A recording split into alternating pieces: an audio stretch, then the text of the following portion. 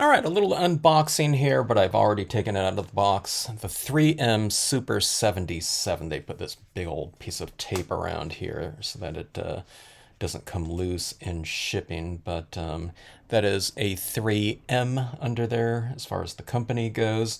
Okay, so the Super 77 is a multi-purpose adhesive, okay?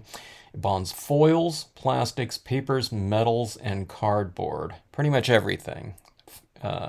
Dries quickly and clear, immediate holding strength, and this one can is rated at 155 square feet. So that's a huge number of cards if you're a card maker.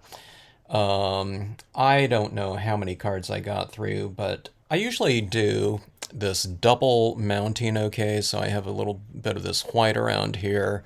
It usually picks up all of my little details and things like that that I add into scenes or cards. And then I put that on some other perimeter mat as far as a foundation goes. All right, now a lot of times I'm just using my standard tape gun. Looks like I have it outside, but you know, for smaller cards, you can do that. You just put, a number of strips down there and you're set to go. But for sometimes, your larger pieces, like something like this that I'm going to mount and, mat on something, this amount of area right here, if you just kind of do that perimeter and a little cross across there or something like that and mount it, it looks pretty good, I find, but sometimes when you have that type of tape setting, situation after a number of years, sometimes it gets a little wobbly, where you can find that, your card might be kind of lifted a little bit, in some area, bulge. Now, a lot of times that's not going to matter too much, but the Super 77, it's going to give complete coverage, and it really feels really flat when you mount it on your materials, whatever they might be. The stiffer the material, the less chance of it getting that kind of bulge after a period of time. But I don't know. I've seen that before in some of my older pieces. Or the one thing about laying down some tape too is yet you don't get right on the edge, okay, where spray sealant would spray adhesive, I should say. So sometimes the corners are kind of lifted up a little bit, or you can kind of see that, and that kind of bothers me a little bit because that's at a point in time where it's really hard to go back in and to add a little bit of adhesive underneath there if it's already stuck down but just the corners up. So again, that's what's, something that's good about this. Complete coverage, very quick, and super kind of bonding. Okay.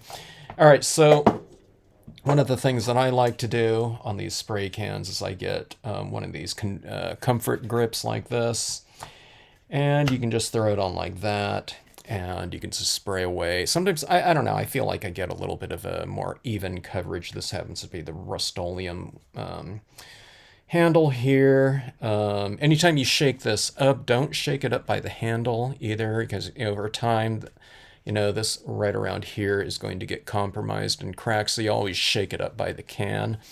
Always spray outside. Don't breathe in any of this. Although I find that it's not too fumy, maybe because it's an adhesive as opposed to a sealant where it's real thin and in the air, but spray seal inside. Now, one of the things that I like to do is I like to have a empty box or something like that, and I put my pieces in that I'm going to spray seal, and I spray it in the box. All right, so all that extra adhesive gets around there, and I'm ready to go. And then, I mean, if I have other things to spray seal immediately, what I'll do is I'll just put in a piece of paper because it's going to be a little bit sticky in there. I'm talking about in the box.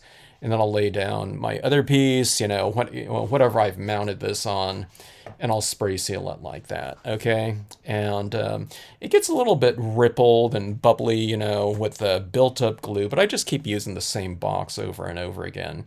When it dries, it's not going to be sticky or tacky or anything like that. You can just lay down your pieces and go. But you definitely don't want to put this down on something that already has, you know, kind of some wet adhesive still, because you're going to get some of that transferring onto your piece, or it's going to adhere to that and you're going to peel that off and you're going to get this ripped kind of paper off here sticking to that. So, you know, just make sure it's dry or something like that.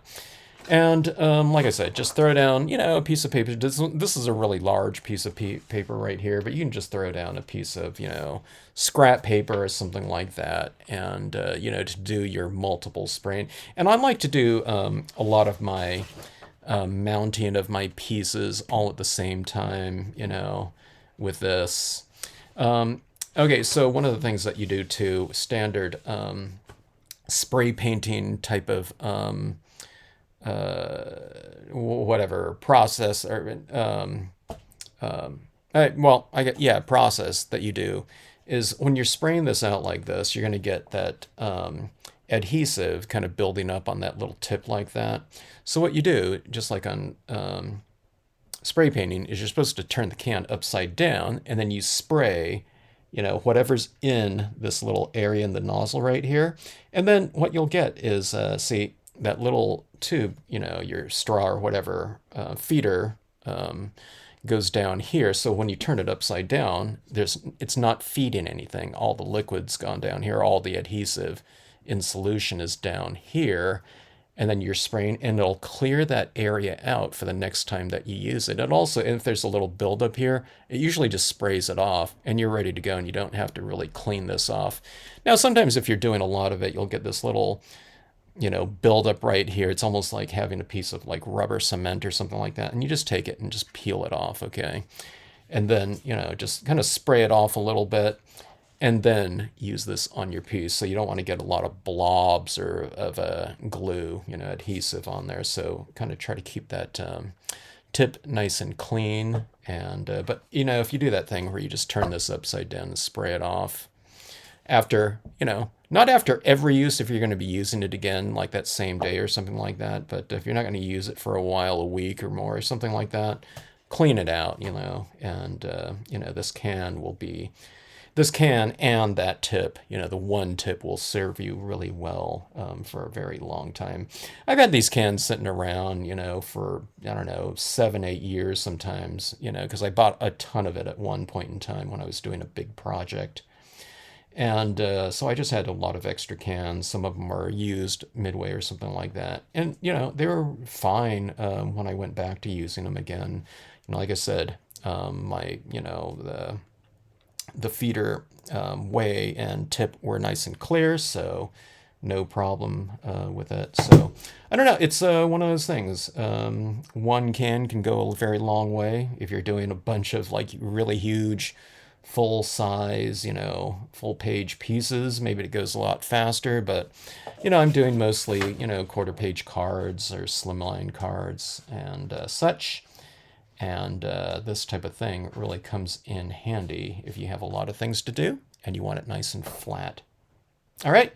So anyways, the Super 77, it was recommended to me by one of the representatives from Ampersand Art, one of the leading art panel makers, manufacturers, I don't know, maybe in the world right now. So they're doing things that are, you know, museum quality and archival. And I mentioned the things that I needed to do a bunch of, and one of the guys there, he just said he likes, his favorite thing is the Super 77. There's more expensive art styles of spray adhesives, and you know, I'm sure they're really good too.